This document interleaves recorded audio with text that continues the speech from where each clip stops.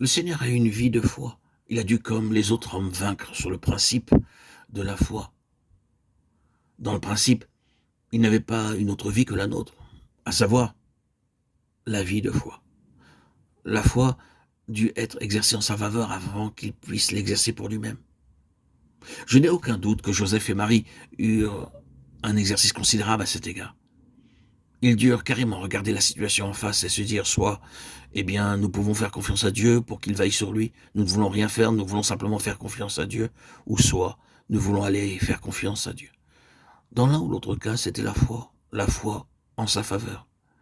Puis arriva le temps pour lui d'exercer la foi pour lui-même.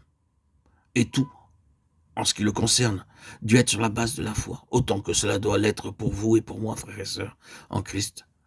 Ah, vous pensez, qu'en est-il de sa divinité? Qu'en est-il de ses pouvoirs miraculeux en matière de connaissance et d'action? Assurément, il connaissait de façon surnaturelle.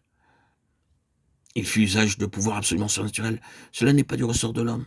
Rendons ceci très précisément clair dans nos pensées.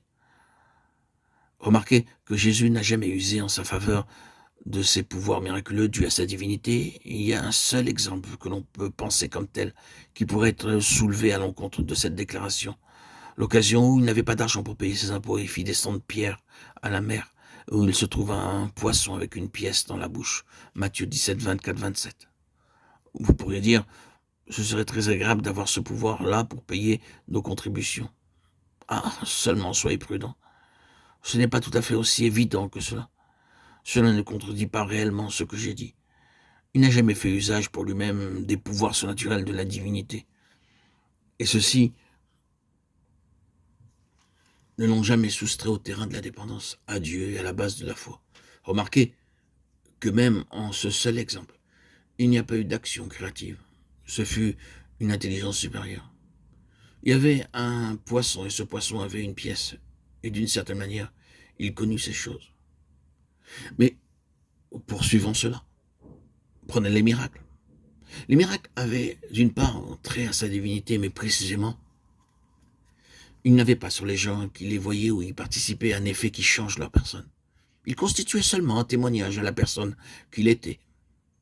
Avez-vous la signification de cela? Après tous ces miracles, à la fin, le principe de l'incrédulité n'a pas été extirpé d'un seul individu.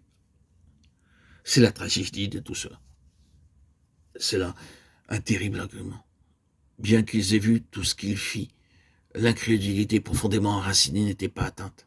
La chose étonnante, même parmi les disciples, était qu'ils étaient encore capables de manifester une incrédulité profondément ancrée.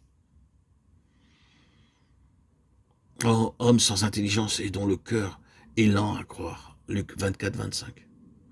Il leur reprocha leur incrédulité. Marc 16, 14.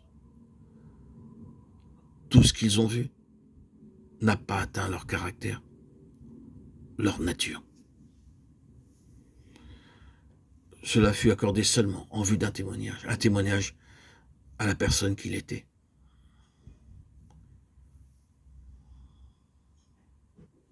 Essentiellement.